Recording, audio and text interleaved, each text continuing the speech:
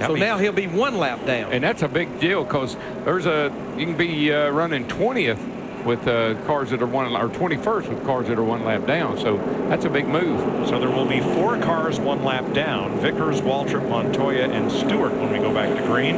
There will be 21 cars on the lead lap. 65 laps to go in the Dodge Challenger 500. And Kyle Busch, after a penalty for leaving a lug nut off on the rear, has fought his way back to the lead. Let's see if he can keep it through pit stops. Krista. That's right, Mike. The crew needs these lug nuts to stick to the wheel. Kyle needs his car to stick to the track. He says where he was tight, he is now loose. He is losing side bite. They're making a slight chassis adjustment, and it's going to be a 4-tire stop for Kyle. Steve. Carl Edwards says he's just a little bit tight. An 1/8 of a round of bite out of the right rear for Carl Edwards. 4 tires. Matt. Teams can go the distance from here. Dale Earnhardt Jr. said the car was really slick on that last run. Maybe they went a little too far on the air pressure adjustment, but they're very close. Jeff Gordon said that sticker tires, which they were on the last run, he said the car was chattering the front, meaning he was pushing. He's away. He's not going to win the battle off pit road. Jeff Gordon almost gets into it with David Reagan there. Ooh, he did. And Kyle Busch will hold the front spot. Tell you what, Jimmy Finning, that 6 group, they did change 4 tires. They gained 2 spots. They're back in the top 5. The plot thickens in Darlington.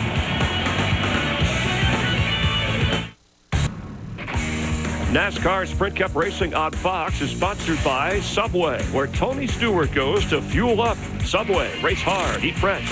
By Craftsman. Craftsman tools are the official tools of NASCAR. Craftsman at Sears.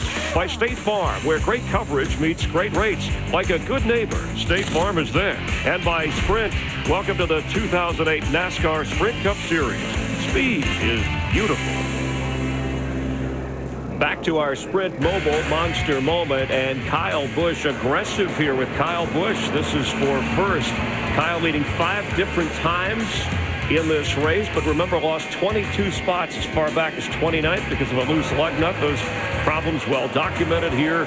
Passing Jeff Gordon, leading more than 100 laps in this race. Currently leading with 62 laps to go, but Jeff, the way he keeps scraping the wall, it makes runs out. Look at the right rear of this race car. All of a sudden, the right rear tire is protruding outside of the body. He's complaining about the car losing side bite. Well, Larry and Darrell, we all know that if you lose that aerodynamic downforce, hey, you're going to lose some side force. Yeah, he's got something to help him, though. What's that, Darrell? The wall. He's got about 3 races worth of decal wrap that he's worn through there. Jeff, I don't know if you can see from where you were, but when he came off turn 2, he climbed the wall. I thought he was going to kill that car. Getting set for the restart with Kyle Busch in command. He has now led the most laps in this race, 108 of them. Greg Biffle led 95, Dale Jr. led 35, and Jeff Gordon has led 24 laps tonight. But you know, Mike, back in the day, I come to think of it, back in the day when you were coming to Darlington, we beefed up the right side of the car so we could slam into the wall. So they got it fixed that way for these cars, I reckon. Now, Mike, these guys pitted on lap 303 with 64 laps to go. It seems that maybe just outside the pit window, what we had is 2 or 3 guys kind of at the back of the lead lap, like Scott Riggs, Casey Kane, and Kurt Busch. They came to pit road under 1 to go and topped off. I believe, though, we've seen the race pace slow down enough that they probably, most of them, can make it should we not get another caution, but I wouldn't bank on that one. Add David Gilliland and Bobby Labonte to that list of drivers who filled up, and May Gamble. So we're ready for our Clear to Drive restart with 21 cars on the lead lap. Live Claret and Clear, indoors and out. Kyle Busch, Carl Edwards, Jeff Gordon, Toyota, Ford, Chevrolet to bring them around.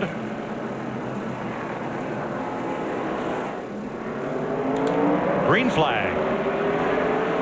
60 laps to go.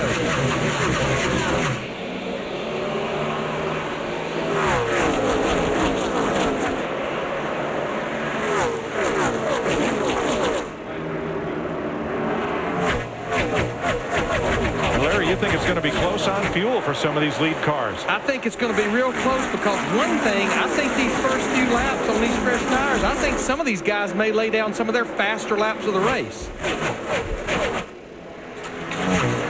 Fuel window was somewhere between 58 and 62 laps to go. We get the restart with 60 to go. I think you're going to be fine, Larry. Seems like the pace has slowed down enough. I believe he can make it. Carl Edwards in second place ran his fastest lap of the race. See, that's 20 ago. That's the difference with me and Larry. I got hair because I figured we could make it. He's got hair because he always figured we could. I mean, he doesn't have any hair because they always figured we could.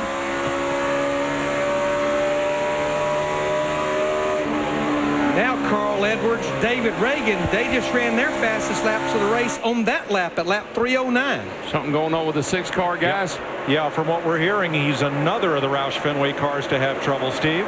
Yeah, Mike, just wanted to make it unanimous. Reagan is another Roush Fenway driver who says he's feeling a vibration in the front end.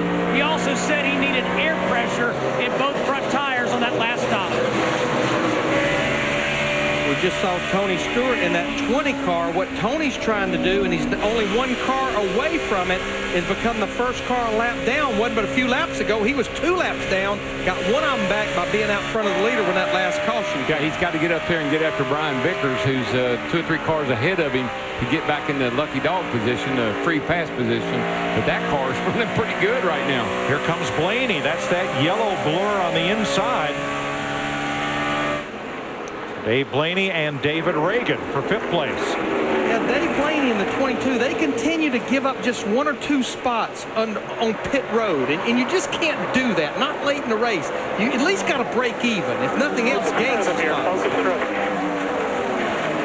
Blaney came oh so close to getting his first Cup win driving for Bill Davis some years ago at Atlanta. Didn't quite happen. This is a battle right here between Martin Truex Jr. in the 1, Jimmy Johnson in the 48. This is a battle for 7th. Johnson will take the position away. Boy, the 9 car here just bottled everybody up. I think he almost lost it off turn 4. Big wad.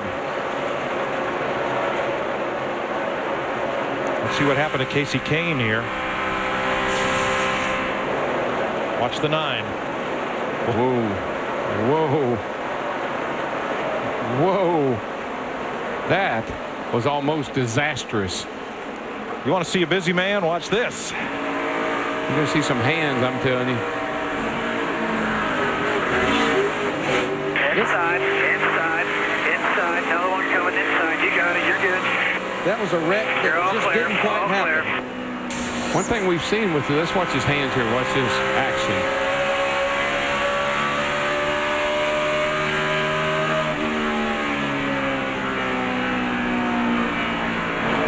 He's recovered nicely. He's calm now. He's 21st. He's still on the lead lap. That's what I've seen a number of these cars do, though, is just snap loose. They just kind of almost like jump out from under the guy unexpectedly. What happened to Kevin Harvick? A couple others I've seen do that. Well, Rowdy Busch is running away from Carl Edwards. 1.4 seconds is the lead that he has built up since the restart 6 laps ago. Carl Edwards is just a little bit quicker, it seems like, about a 10th a lap over the last 3 or 4 laps. Riding with Carl here in the 99 car, started back in 36th position. Steve? Well, Mike, Carl Edwards said before the restart that he was going to take it easy early in this run. They are very close on fuel, and he also said he wanted to save his car for the end of the race. Nice job. And with the speeds they're running right now, Darrell, this is definitely not in conservation mode as far as fuel. No, we're down in the 28-second bracket. This is as fast as we've been all night. Of course, that's what, you got 50 laps to go. You give it all you got. It's time to go. I don't think Rowdy Busch buys into this saving for a rainy day because we don't race on rainy days. No, we don't. I don't think he holds back anything. How about Dale Jr. in 4th place, Matt? You can hear a little bit of the frustration in Junior's voice. He came on the radio about 6 laps ago and says, we are just chattering the front. We are pushing badly. One thing I noticed when I did drive this track yesterday, particularly off of turn 4, you really could get the tires chattering if you got in the wrong spot as you exit that corner. You got to be right up next to that outside wall. Now, we've been talking about Tony Stewart in the 20 car. Remember, qualified in 4th on lap 3, was involved in an accident, turned 1 and 2 with Elliott Sadler, went 2 laps down. He got 1 back on the last caution. That right there between the 83 and Brian Vickers, Tony Stewart in the 20, that's a battle to get back the first car a lap down. And I've been watching his lap times. He's about as fast as the leaders, Tony Stewart. Let's take you back to lap 3 as Sadler and Stewart fought for position going into turn 1. Sadler gets a little loose and just drives Tony right into the wall. I mean, again, that should have destroyed his race car. But both cars were able to continue. Sadler spent 100 laps in the garage, but he is back out there. Yeah, everyone that's been repairing their car in the garage is back out on the racetrack. We've got 48 laps to go. We have 41 cars out on the racetrack. The only cars out, the 10 car, Patrick Compartier with an engine failure, and Greg Biffle in the 16 with mechanical problems. Well, I think 2 of the big comeback stories tonight is definitely the 18 car overcoming that penalty. And here he sits with a pretty good opportunity to win this race. Tony Stewart just needs an opportunity here to get back on the lead lap, and you'd hear some more from him, I believe. I tell you, Tony ran that 83 car down Brian Vickers, but Brian Vickers is not rolling over. Remember, Brian Vickers was involved in the accident coming on to pit road with the 12 car a few laps ago. And then spun on the front straightaway. Off turn 4. Had a very exciting night. Yeah. So there's the battle for free pass position. While Stewart's teammate Kyle Busch now leads Carl Edwards by 1.6 seconds with 46 to go. Oh, the plot thickens. Stay tuned for more NASCAR on Fox.